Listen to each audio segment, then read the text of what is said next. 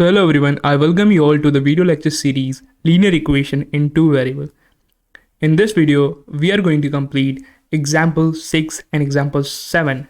In the previous video, we have completed graphical graph of linear equation in two variable, and also we have completed example 5, and this video we are going to mainly focus on example 6 and example 7.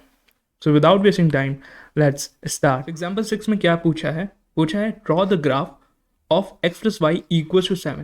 So equation दे रखी है. Equation क्या है? Linear equation in two variable में. ठीक है, दो variable है x एंड y, तो लीनियर इक्वेशन टू वेरिएबल. इसका हमें ग्राफ पूछा है. ठीक, तो हमें क्या करना पड़ेगा? हमें ग्राफ निकालने के लिए हमें क्या चाहिए होगा? मिनिमम टू ऑर्डर्ड पेयर चाहिए होंगे, एक्स एंड वाई ना. उसी को प्लॉट करेंगे एंड आफ्टर उनको ज्वाइन कर देते तो लाइन बन जाता है जो कि ग्राफ हो जाता है. ठीक, तो हमें ग्राफ बनाने के लिए हमें क्या चाहिए? मिनिमम 2 पॉइंट्स चाहिए.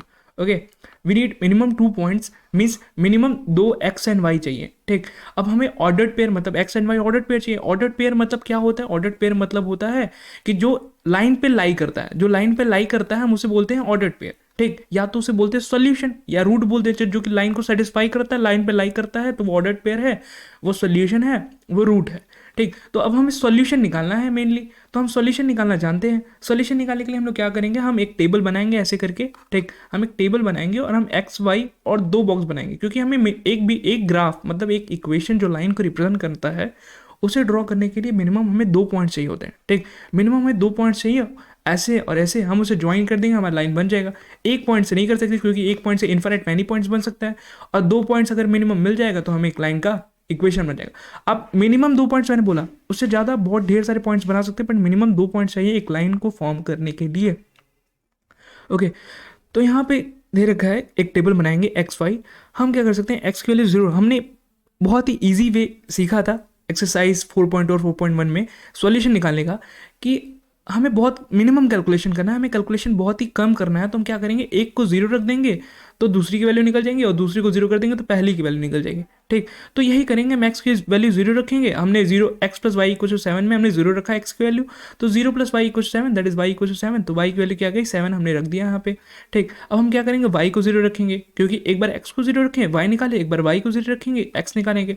तो वाई को 0 जब रखेंगे तो x plus y equal to 7 में वाई यहाँ पे 0 हो जाएगा. ठीक, तो x प्लस 0 क्या होता है? x प्लस 0 x होता है, x इक्वल टू 7, तो x वैल्यू आ गए. ठीक, तो अब ऑर्डर्ड पेयर में इसे कैसे लिखेंगे? ऑर्डर्ड पेयर में कैसे लिखते हैं? सबसे पहले x लिखते हैं फिर y लिखते हैं. तो दो हमारा सॉल्यूशन, दो ऑर्डर्ड पेयर निकला है. ठीक, एक एक्स वाई ये और एक वाई ये. तो ऑर्डर्ड पेयर में लिखना है तो सबसे पहले x लिखते हैं फिर y. तो x क्या है? 0 है, तो 0 यहाँ पे लिख दिया, और y क्या है? 7. तो 0,7 फर्स्ट ऑर्डर पेयर आ गया. ठीक, ऑर्डर्ड पेयर 1 आ चुका है. अब हमें दूसरा ऑर्डर पेयर क्या लिखा है? 7,0, तो हमने ऑर्डर पेयर 2 निकाल चुके हैं. तो हमें दो ऑर्डर पेयर मतलब 2 पॉइंट्स आ चुके हैं. 2 पॉइंट्स आ चुके हैं. अब हम क्या करेंगे? हम एक ग्राफ बनाएंगे. ओके, जैसे कि नेक्स्ट स्लाइड में हमने एक ग्राफ बनाया है 1 2 3 4 5 6, जो कि यहाँ पे x है और ये y को डिनोट करता है. ऊपर की तरफ y, नीचे की तरफ माइनस y, राइट की तरफ x और लेफ्ट की तरफ माइनस x. तो हमें क्या ऑर्डर्ड पेयर क्या दे रखे हैं? हमें ऑर्डर्ड पेयर दे रखे हैं 7,0 और 0,7. 7,0 मतलब x 7 है और y इसमें क्या है? 0 है. 0,7 मतलब x यहाँ पे 0 है, y क्या है? 7 है. ठीक, और ये ऑर्डर पेयर क्या रिप्रेजेंट करता है? एक पॉइंट को रिप्रेजेंट करता है, पॉइंट ऑन ग्राफ. ठीक है, ग्राफ पेपर या ग्राफ आप जो भी ड्रॉ करोगे उस पे ग्राफ पेपर में, मतलब आप ग्राफ पेपर पे ऐसे बनाओगे. ठीक, 0 1 2 3 ऐसे करोगे. ठीक, तो उस पे ये एक पॉइंट डिनोट करेगा. 7,0 जो ऑर्डर्ड पेयर है वो एक पॉइंट डिनोट करेगा. सिमिलरली 0,7 भी. तो हमने 7,0 निकाल दिया. अब 7,0 देखेंगे इस पे कहाँ लाई कर रहा है. तो 7,0 मतलब x7 है. ठीक, x7 मतलब ये x7 है. y कितना है? 0, मतलब ऊपर जाना नहीं, y यही है 0. तो 7,0 ये हो जाएगा. और 0,7 कैसे रिप्रेजेंट करेंगे? x के लिए 0 है, y बढ़ रही है, तो 0,7 ये हो जाएगा. ठीक, ये 7,0 है, ये क्या हो जाएगा? 0,7. हमें 2 पॉइंट्स आ चुके हैं, हम 2 पॉइंट्स को मिला लेंगे तो वो क्या बनेगा? लाइन की इक्वेशन. कौन सी लाइन की इक्वेशन? इस लाइन की इक्वेशन. ठीक है, x plus y equal to 7 line की इक्वेशन. ओके, तो हमारी लाइन की इक्वेशन आ चुकी है, हमने ड्रॉ कर लिया है. इसी तरह तो हमने क्या किया? बस हमने यही किया कि हमने x plus y equal to 7 का हमने सॉल्यूशन निकाला, और सॉल्यूशन को हमने क्या किया? ग्राफ पे प्लॉट कर दिया, मिनिमम 2 सॉल्यूशन को, और दोनों सॉल्यूशन को ज्वाइन कर दिया. जो लाइन फॉर्म हुई वही है इक्वेशन ऑफ लाइन. ओके, जो कि ग्राफ पे हमने बनाया, equation of line on graph. Okay, तो बस हमें यही निकालना था. अब हम एग्जाम्पल नंबर 7 की तरफ बढ़ेंगे. एग्जाम्पल नंबर 7 क्या कह रहा है? एग्जाम्पल नंबर 7 क्या कह रहा है? एग्जाम्पल नंबर 7 ये कह रहा है कि you know that the force applied on the body, means force applied, एक बॉडी है उस पर जो फोर्स अप्लाइड होता है वो डायरेक्टली प्रोपोर्शनल होता है एक्सेलरेशन के, ठीक, is directly proportional to the acceleration produce in the body. वो जस्ट से एक्सेलरेट करेगा, मतलब एक्सेलरेशन प्रोड्यूस इन बॉडी, मतलब कि अगर हमने फोर्स लगाया उसके अंदर जो एक्सेलरेशन आया वो डायरेक्टली प्रोपोर्शनल था फोर्स के, मतलब फोर्स इज डायरेक्ट एक्सेलरेशन, जितना ज़्यादा फोर्स होगा उतना ज़्यादा एक्सेलरेशन होगा, ठीक, और जितना कम फोर्स होगा उतना कम एक्सेलरेशन होगा। इसका मतलब तो यही होता है। ओके, तो हमें बोल रहा है कि right an equation two express this situation and plot the graph of the equation. तो एक ऐसी इक्वेशन बनाओ जो कि इस सिचुएशन को समझा सके, एक्सप्रेस कर सके, and plot the graph of the equation, graph बनाना है। ओके, तो इस एक्सप्रेशन को, इस सिचुएशन को एक्सप्रेस कर सके उसके लिए हम क्या करेंगे? सबसे पहले हम बोलेंगे कि force is directly proportional, acceleration ये गिवन है, हम पहले देख लिए, ठीक, force is directly proportional to acceleration. हमें इसका ग्राफ बनाना है, ठीक, हमें पता है हम जब ग्राफ बनाते तो उस पर क्या होता है, एक एक्स होता है एक वाई होता है, क्योंकि हमने सिर्फ y equal to x plus 3 या x plus y equal to 3 ऐसा हमने लीनियर इक्वेशन 2 वेरिएबल होता है तो हम उसके ग्राफ बनाते हैं, ठीक, मतलब उसमें एक्स होता है और उसमें वाई होता है, ठीक। अब यहाँ पे फोर्स और यहाँ पे एक्सेलरेशन है तो हम क्या करेंगे? हम बस सिंपल सी चीज़ है, हमें दो वेरिएबल चाहिए। यहाँ पे एक पहला वेरिएबल फोर्स है, दूसरा वेरिएबल एक्सेलरेशन है, तो पहले वेरिएबल को हम क्या मान लेंगे? वाई मान लेंगे, दूसरे वेरिएबल को हम एक्स मान लेंगे, ठीक। तो इस सिचुएशन को हम कैसे हैंडल कर सकते हैं कि हमने फोर्स को वाई माने, एक्सेलरेशन को एक्स, तो हम लिख सकते हैं y is directly proportional x, force की जगह पे वाई, एक्सेलरेशन की जगह पे एक्स लिख दिया, तो y is directly proportional to x हो जाएगा। तो हमें इतना पता है कि एक प्रोपोर्शनैलिटी को हटाने के लिए एक प्रोपोर्शनैलिटी कांस्टेंट होता है ताकि हम इक्वल ला सके, ठीक। हमें इक्वल लगाना है तो एक प्रोपोर्शनैलिटी कांस्टेंट लाना पड़ता है, तो हमने एक के प्रोपोर्शनैलिटी कांस्टेंट डिफाइन कर दिया। ओके, तो वाई इक्वल्स टू के एक्स आ चुका है, ठीक। अब आपको ये आगे पता चलेगा कि के एक्चुअली में स्लोप को रिप्रेजेंट करता है, पर हमें इससे अभी मतलब नहीं है, हमें मतलब है लाइन के इक्वेशन को रिप्रेजेंट करना ग्राफ पे हमें लाइन की इक्वेशन बनाना है, तो हमें पॉइंट्स चाहिए होंगे, हमें के की वैल्यू भी चाहिए होगी। तो सबसे पहले हमें पूछा था कि right an equation two express this situation, तो दिस सिचुएशन को एक्सप्रेस करने के लिए एक्स एंड वाई के फॉर्म में हमने इक्वेशन लिख दी, वाई इक्वल्स टू के एक्स। तो पहला हमारा सॉल्व हो चुका है, ठीक, हमने इक्वेशन लिख ली है। अब हमें क्या करना है? अब हमें इसे ग्राफ के फॉर्म में रिप्रेजेंट करना है, ठीक। तो अब हम क्या करेंगे? हम के की वैल्यू कुछ और रख सकते हैं, 1 2 3 1.25 कुछ भी रख सकते हैं, के तो एक कांस्टेंट होगा, क्योंकि हमें अब बोला क्या है, हमने इक्वेशन तो फॉर्म कर ली, ठीक है, right an equation two express this situation, तो हमने इक्वेशन लिख दी जो कि एक्सप्रेस करेगा इस सिचुएशन को। पर हमें अब क्या करना है? हमें अब ग्राफ प्लॉट करना है, plot the graph of the equation बन चुकी है, हमें प्लॉट करना है ग्राफ को।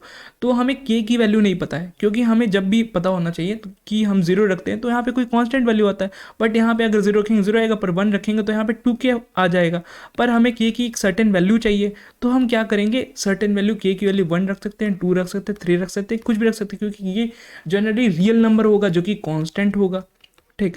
तो हमने क्या किया? मान लेते हैं एक सिचुएशन जिसमें k इक्वल्स टू 2 होगा, ठीक, हमने मान लिया, तो y इक्वल्स टू 2x हो जाएगा। अब हमें इक्वेशन मिल चुकी है, हम इसका ग्राफ बना सकते हैं, एकदम बना सकते हैं। तो हम क्या करेंगे? हमें पता है कि x के लिए 0 रखेंगे तो क्या होगा? 2 इंटू 0 y भी 0 हो जाएगा। हमें बस क्या रखना है कि x की वैल्यू रखते जानी है, y की वैल्यू निकालनी है, ऑर्डर पेयर बनेगा उसको ग्राफ पे रखना है और सारे पॉइंट्स को मिला देना है, जो लाइन बनेगी वो लाइन की इक्वेशन होगी, ठीक। तो हम बस सॉल्यूशन निकालें, हम ऑर्डर पेयर निकालें, तो हमने x के लिए 0 रखी, y की वैल्यू 0 आई, x की वैल्यू हमने 1 रखी, y की वैल्यू क्या आएगी? 2 आ जाएगी। x की वैल्यू 1 रखेंगे तो 1 इंटू y 2 आ जाएगी। हमने ऑर्डर पेयर क्या क्या निकाला? हमने 0,0 निकाला, ये क्या है? 1,2 x, y 1,2 लिख दिया, ठीक। अब हमें क्या करना है? इसे ग्राफ बनाना है इसका। तो हमने एक लाइन बनाई, ठीक, ऐसे उस पर 1 2 3 -1 -2 1 2 3 एंड -1 -2 ऐसे -y डायरेक्शन में, पॉजिटिव y डायरेक्शन में, positive x and -x direction में हमने 1 2 3 इंटीजर्स को प्लॉट कर दिया। आप रियल नंबर को भी प्लॉट कर सकते हैं, मतलब यहाँ पे अगर आप 1.5 है तो इसको भी प्लॉट कर सकते हैं, बट हम ज़्यादातर इंटीजर को प्लॉट करना पसंद करते हैं, ठीक। तो हमने 2 पॉइंट निकाले, 0,0 एंड 1,2, हमने इसे ड्रॉ कर दिया, यहाँ पे पॉइंट हमने बना दिए। इन दोनों पॉइंट को जब ज्वाइन करेंगे तो एक लाइन फॉर्म होगा और उस लाइन की equation y equals to 2x ही होगी। तो हमने इस लाइन को ड्रॉ कर दिया है, ठीक। तो हमें क्या करना था? बस एक लाइन की इक्वेशन फॉर्म करनी थी। हमने सबसे पहले y इक्वल्स टू के एक्स निकाला। हमें अब सॉल्यूशन, हमें क्या चाहिए था? हमें ग्राफ चाहिए था y इक्वल्स टू के एक्स का, बट k क्या था? वेरिएबल था, तो k की वैल्यू हमने 1 2 3 कुछ भी रख सकते थे। तो हमने क्या किया? k की वैल्यू 2 फर्स्ट सिचुएशन मानी, हमने k की वैल्यू 2 रखी, उससे हमने क्या निकाला? 2 ऑर्डर्ड पेयर निकाला, क्योंकि लाइन बनाने के लिए मिनिमम 2 ऑर्डर्ड पेयर होने चाहिए, ठीक, मिनिमम उससे ज़्यादा आप जितना भी रख सकते हो, बट एक लाइन बनाने के लिए मिनिमम 2 ऑर्डर्ड पेयर होने चाहिए। तो हमने 2 ऑर्डर्ड पेयर निकाल दिया, 0,0 1,2 हमने इस ग्राफ बनाया और उस पर प्लॉट किया, ऑन दोनों पॉइंट को हमने ज्वाइन किया। तो ज्वाइन करने पे जो लाइन होगा वही इस लाइन की इक्वेशन होगी। ओके, तो हमने पहली लाइन बना ली। अब हम क्या कर सकते हैं, के की वैल्यू 3 भी रख सकते हैं। ठीक, जैसे कि हमने कहा के की वैल्यू 1 2, तो हमने 2 रखा तो 3 भी रख सकते हो आप। ठीक है, के की वैल्यू हमने 3 रखी, तो अब हम क्या करेंगे, हमें इसका सॉल्यूशन चाहिए। सॉल्यूशन मतलब हमें ऑर्डर चाहिए, क्योंकि ऑर्डर पेयर चाहिए, क्योंकि हमें ग्राफ पे रिप्रेजेंट करना है। तो अब हमें ऑर्डर पेयर चाहिए, तो हम क्या करेंगे, सिंपल सी वाली एक्स की वैल्यू रखेंगे, वाई की वैल्यू निकालेंगे, एक्स वाई बनेगा, उसको ग्राफ पे ड्रॉ करेंगे एंड आफ्टर दोनों पॉइंट को मिला देंगे, हमारा लाइन का इक्वेशन बन जाएगा। ठीक, तो हमने एक्स की वैल्यू यहाँ पे पहले 0 रखी, तो वाई की वैल्यू कितनी होगी, 0 × 3 0।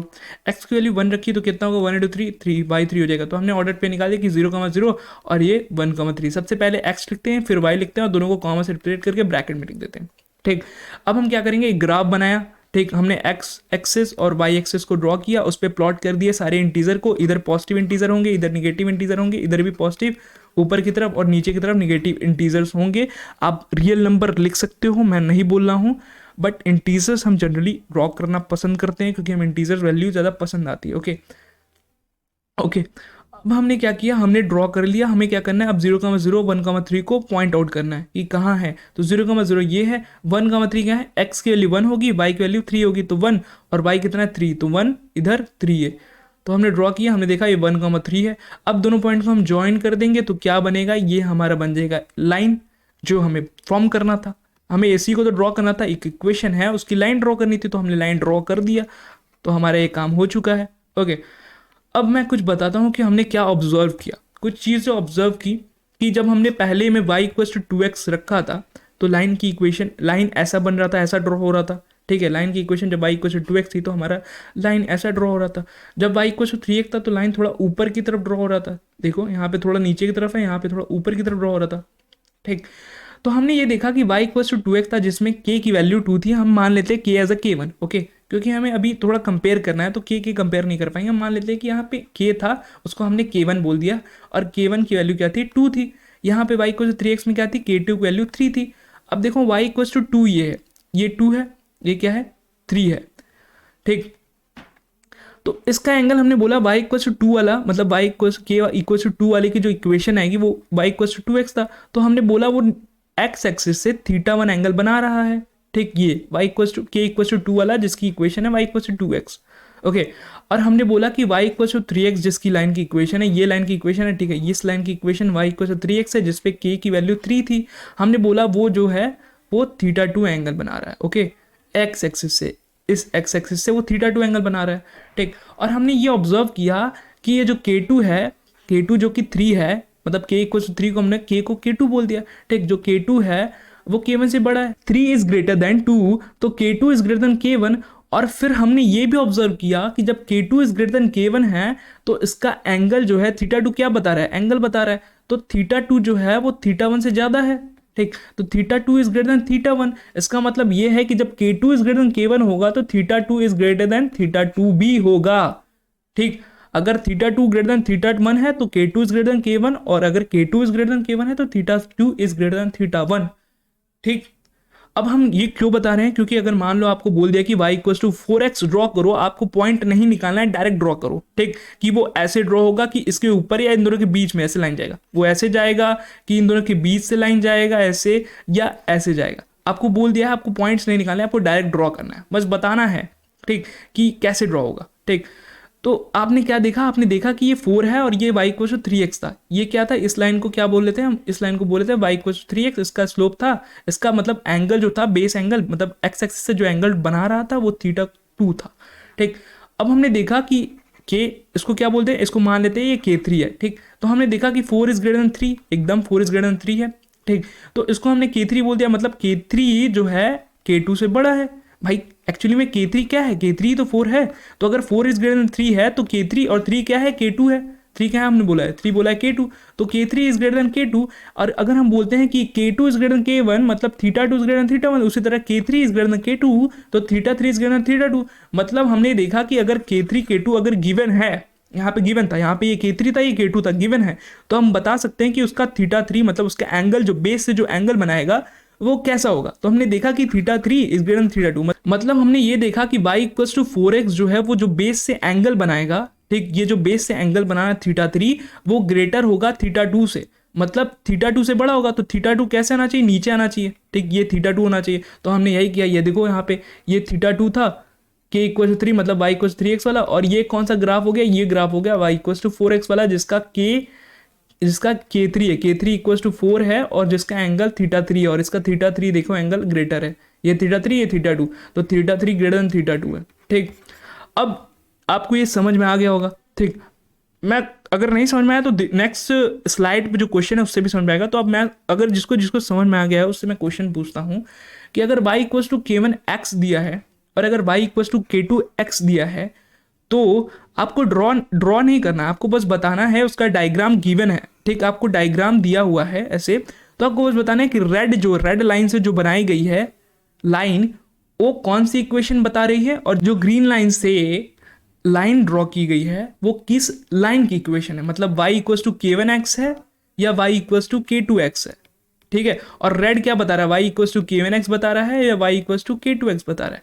इसका इतना तो श्योर है कि एक लाइन एक इक्वेशन को दर्शाएगी। अगर एक लाइन दोनों मतलब सेम ही अगर होता तो इसका मतलब वो लाइन ओवरलैप करते हैं, ठीक। तो हमें बस इतना बताना है, हमें गिवन है ये k1 is greater than k2, ठीक।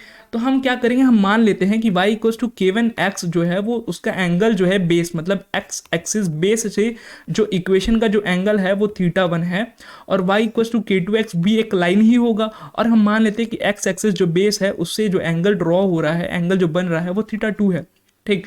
हमें गिवन है k1 is greater than k2, ठीक। अगर k1 बड़ा है तो हम बोल सकते हैं क्या ये कि theta 1 is greater than theta 2, ये बोल सकते हैं, और theta 1 is greater than theta 2, ठीक। तो जिसका थीटा 1 बड़ा होगा, जिसका थीटा बड़ा होगा, जिसका बेस एंगल ज्यादा होगा, वो किसको रिप्रेजेंट करेगा, k1 को। k1 मतलब y इक्वल टू k1x को। समझ गए ना। बस यही करना है, स्लोप मतलब यहाँ पे जो k1 k2 है x से जो मल्टीप्लाई है उसको बस चेक करना है, k1 is greater than k2, ठीक। अगर k1 ग्रेटर देन k2 है इसका मतलब क्या है कि थीटा 1 ग्रेटर देन थीटा 2 होगा। अगर थीटा जिसका थीटा बड़ा होगा, हमें नहीं पता है थीटा 1 क्या है थीटा 2 क्या है, ये गिवन नहीं है, हमें k दिया तो हमने तो अभी ड्रॉ किया थीटा 1 थीटा 2, ठीक है। जिसका थीटा बड़ा होगा वो किसको रिप्रेजेंट करे, k1 को। k1 मतलब y इक्वल टू k1x, ठीक है। तो हमने देखा ये थीटा, ये अभी थीटा हमने देखा, इसको थीटा बना इसको थीटा बना, हम देख रहे हैं कि ये थीटा है ये थीटा है, हमने बोला हमने देखा कि इसका एंगल बड़ा है, तो जिसका एंगल बढ़ेगा वो क्या किसको रिप्रेजेंट करेगा, k1 को। k1 क्या है, y इक्वल टू k1x। तो हमने पता चल चुका है कि ये रेड जो है वो y इक्वल टू k1x को बता रहा है क्योंकि इसका थीटा ज्यादा है, ठीक है। अगर k1 is greater than k2 है तो theta 1 is greater than theta 2 है, तो जिसका थीटा ज्यादा है वो k1 को रिप्रेजेंट करेगा। k1 क्या है, y इक्वल टू k1x है, ठीक है। तो जिसका थीटा ज्यादा वो y इक्वल टू k1x को रिप्रेजेंट करेगा, और जिसका थीटा कम है वो किसको रिप्रेजेंट करेगा, y इक्वल टू k2x को। समझ गए। तो यहाँ पर रेड किसको रिप्रेजेंट कर रहा है, रेड रिप्रेजेंट कर रहा है y इक्वल टू k1x को, और जो ग्रीन लाइन है वो क्या रिप्रेजेंट कर रहा है, y इक्वल टू k2x को। समझ गए। तो बस मैं इसीलिए बता रहा था कि k1 ग्रेटर देन k2 होगा तो क्या होगा, बस इसीलिए बता रहा था कि k1 ग्रेटर देन k2 होगा तो जो k1 का जो लाइन होगा उसका जो थीटा होगा वो ग्रेटर होगा दूसरे k2 लाइन के थीटा से, ठीक। तो जिसका एंगल बड़ा है वो k1 को रिप्रेजेंट कर रहा है, k1 मतलब y इक्वल टू k1x को। तो वहां पे बता देंगे कि जिसका लाइन का एंगल ज्यादा है वो एक्चुअली में y इक्वल टू k1x है, जैसे इसमें कहा। तो बस मैं इसीलिए बता रहा था कि आपको पता चले कि k1 और k2 देख के आपको पता चले कि कौन सी लाइन ऐसे अगर ड्रॉ कर दी गई है तो कौन सी लाइन किस इक्वेशन को रिप्रेजेंट कर रही है। और बाकी का तो हमने एग्जाम्पल 7 का हमने ग्राफ तो बना लिया। ग्राफ में यही करना था कि k की वैल्यू 2 k की वैल्यू 3 रख करके हमें ग्राफ प्लॉट करना था, हमने ग्राफ प्लॉट कर दिया। 2 ग्राफ प्लॉट करना ज़रूरी है, उससे ज़्यादा भी कर सकते हैं, कोई दिक्कत नहीं है। अभी के लिए इतना ही। नेक्स्ट वीडियो में एग्जाम्पल 8 करेंगे एंड देन आफ्टर एक्सरसाइज 4.3 करेंगे। मिलते हैं नेक्स्ट वीडियो में। Thank you so much for watching.